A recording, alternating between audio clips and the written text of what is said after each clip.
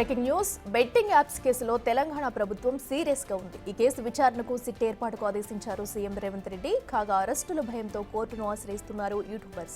ఇప్పటికే పంజాగుట్ట పోలీస్ స్టేషన్లో 11 మందిపై, బియాపూర్లో 25 మందిపై కేసు నమోదైంది.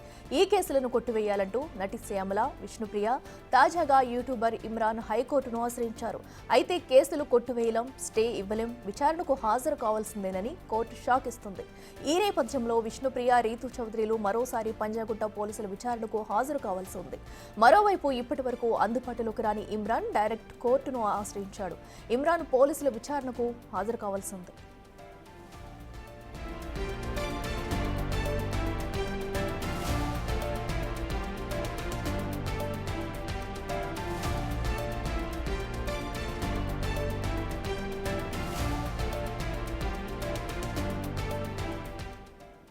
రేటిక బెట్టింగ్ యాప్స్ ప్రమోటర్లలో కూడా అరెస్టుల భయం కొనసాగుతుంది. ఈ నేపథ్యంలోనే వాళ్ళకి అటు బెయిల్ కోసం కూడా అటు హైకోర్టును ఆశ్రయిస్తున్నారు. అయితే దాన్ని కొట్టివేసిన పరిస్థితి కనిపిస్తుంది. ఈ నేపథ్యంలో మరోసారి కూడా వీరంతా విచారణకు హాజరు కావాల్సిన పరిస్థితి అయితే కనిపిస్తుంది. ఇదే అంశానికి సంబంధించి మరింత సమాచారం మా ప్రతినిధి వాసు లైవ్ లో అందిస్తారు. వాసు, చెప్పండి, ఇప్పటికే అటు విష్ణుప్రియ, రీతు చౌదరి కూడా మరోసారి విచారణకు హాజరు కావాల్సి ఉన్నట్టు కూడా తెలుస్తుంది. నెక్స్ట్ ఏం జరగబోతుంది? పూర్తి డీటెయిల్స్ ఏంటి?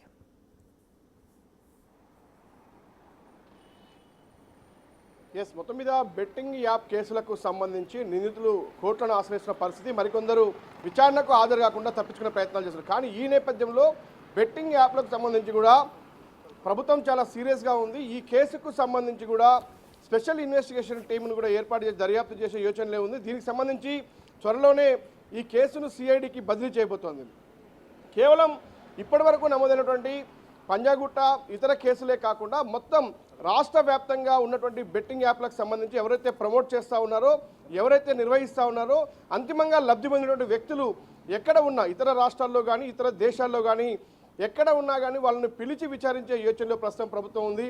ఎందుకంటే బెట్టింగ్ యాప్ల బారిన పడి భారీగా నష్టపోయి ప్రాణాలు కోల్పోయినటువంటి పరిస్థితులు రాష్ట్రంలో ఉత్పన్నమవుతున్నాయి. ఇటీవల కాలంలో మరీ ఎక్కువగా బెట్టింగ్ యాప్లు, గేమింగ్ యాప్లకు పెరుగుతున్న నేపథ్యంలో కూడా సైబర్ క్రైమ్ చాలా పెద్ద ఎత్తున. దీనికి సంబంధించి ముఖ్యమంత్రి రేవంత్ రెడ్డి ఇప్పటికే అసెంబ్లీలో ప్రకటన చేశారు.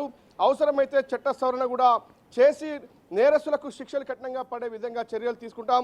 నేరస్తులు ఎక్కడున్నా ఎవరైనా సరే తప్పించుకోరని కూడా చెప్తా ఉన్నారు. ఇక ప్రధానంగా బెట్టింగ్ యాప్లకు సంబంధించి కూడా విదేశాల నుంచి పెద్ద ఎత్తున కూడా వీరు నిర్వహిస్తున్నారు. వీటికి సంబంధించి కొంతమంది ఇక్కడ ఉన్నటువంటి ప్రముఖులు కూడా వాళ్ళకు ప్రమోట్ చేస్తున్న నేపథ్యంలో కూడా చాలా పెద్ద ఎత్తున యువత కానీ చాలామంది దాని వెనకాల పడి కూడా డబ్బులు పోగొట్టుకున్నటువంటి నేపథ్యం కనిపిస్తూ ఉంది. కాబట్టి వాళ్ళంతా కూడా అప్పుల పాలై ఆత్మహత్యలు చేసుకున్నటువంటి తీరుకు సంబంధించి కూడా ఇప్పటికే ప్రభుత్వానికి సంబంధించి కావచ్చు, పోలీసు సంబంధించి కావచ్చు, పెద్ద ఎత్తున ఫిర్యాదులు అందుతున్న నేపథ్యంలో కూడా సిఐడికి కేసును బదిలీ చేయించి సిఐడి నేతృత్వంలోనే విచారణ జరిగే విధంగా ఒక ఐజీ స్థాయి లేదా డిఐజీ స్థాయి అధికారిని నియమించి ఆయన నేతృత్వంలో కూడా విచారణ జరిపేందుకు ప్రభుత్వం సిద్ధమవుతోంది. దీనికి సంబంధించి త్వరలోనే ఒక సిట్ ఏర్పాటు కూడా సిద్ధమవుతోంది. ఎందుకంటే నేరస్తులంతా కూడా అంతిమంగా లబ్ధి పొందినటువంటి వారంతా కూడా విదేశాల్లోనే ఉంటారు. ఇతర రాష్ట్రాల్లో ఉండి కూడా ఇక్కడ కొంతమందిని అడ్డం పెట్టుకొని కూడా వారితో ఈ యొక్క యాప్స్ నిర్వహిస్తున్న పరిస్థితి కనిపిస్తూ ఉంది. అనేక గేమ్స్కి సంబంధించి కూడా కొన్ని వందల యాప్లు ఇప్పటికే ఆన్లైన్లో దర్శనమిస్తున్నటువంటి నేపథ్యంలో కూడా గతంలో ఏదైతే ఈ కేసులకు సంబంధించి కూడా ఏదైతే లోన్లకు సంబంధించినటువంటి యాప్లు ఏర్పాటు చేసుకుని చాలా పెద్ద ఎత్తున కూడా సిసిఎస్ పోలీసులు దర్యాప్తు చేసిన నేపథ్యంలో 100 కోట్ల రూపాయలు విదేశాలకు, పాకిస్తాన్, చైనా లాంటి దేశాలకు తరలి వెళ్తున్నటువంటి నేపథ్యం కూడా మనం చూసాం. అంతిమంగా లబ్ధి పొందుతున్న వాళ్ళంతా కూడా ఆయా దేశాలకు చెందిన వారు ఉన్నారు. కానీ ఈ బెట్టింగ్ యాప్లకు సంబంధించి కూడా అలాంటి స్థాయిలోనే ఖచ్చితంగా విదేశాలకు సంబంధించినటువంటి పెద్ద నిందితులు ఉండే అవకాశం ఉంది. ఎందుకంటే దీని వెనకాల ఉగ్రవాద చర్యలు కావచ్చు, లేదంటే పాకిస్తాన్, చైనా లాంటి కొంతమంది వ్యాపారులు దీన్ని అడ్డంగా పెట్టుకొని కూడా డబ్బు సంపాదించే యోచనలో భాగంగా యాప్లు నిర్వహిస్తున్న తీరు కావచ్చు. కాబట్టి దీనికి సంబంధించి చాలా పెద్ద ఎత్తున కుట్ర దాగి ఉంది. కాబట్టి ఈ కుట్రను బహిర్గతం చేసే క్రమంలో కావచ్చు, ఎవరైతే ఈ యాప్ల మోజులో పడి బెట్టింగ్లో పడి కూడా చాలామంది ప్రాణాలు కోల్పోతున్న నేపథ్యానికి సంబంధించి మాత్రం తెలంగాణ రాష్ట్ర ప్రభుత్వం చాలా సీరియస్గా ఉంది. ఖచ్చితంగా కూడా ఒక ప్రత్యేకమైనటువంటి దర్యాప్తు సంస్థకు సంబంధించి కూడా వాళ్లకు పూర్తి స్థాయిలో అన్ని అధికారాలు ఇచ్చి అవసరమైతే విదేశాలకు వెళ్ళి కూడా నిందితుల్ని పట్టకొచ్చి విచారించేందుకు సంబంధించి కూడా అన్ని ఏర్పాట్లు చేస్తూ ఉంది. త్వరలోనే తెలంగాణ రాష్ట్ర ప్రభుత్వం ఈ యొక్క బెట్టింగ్ యాప్ల కేసును సిఐడికి బదిలీ చేయబోతోంది.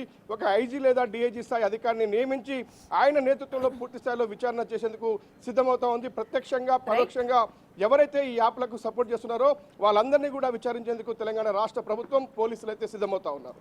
Right Vasu, thank you.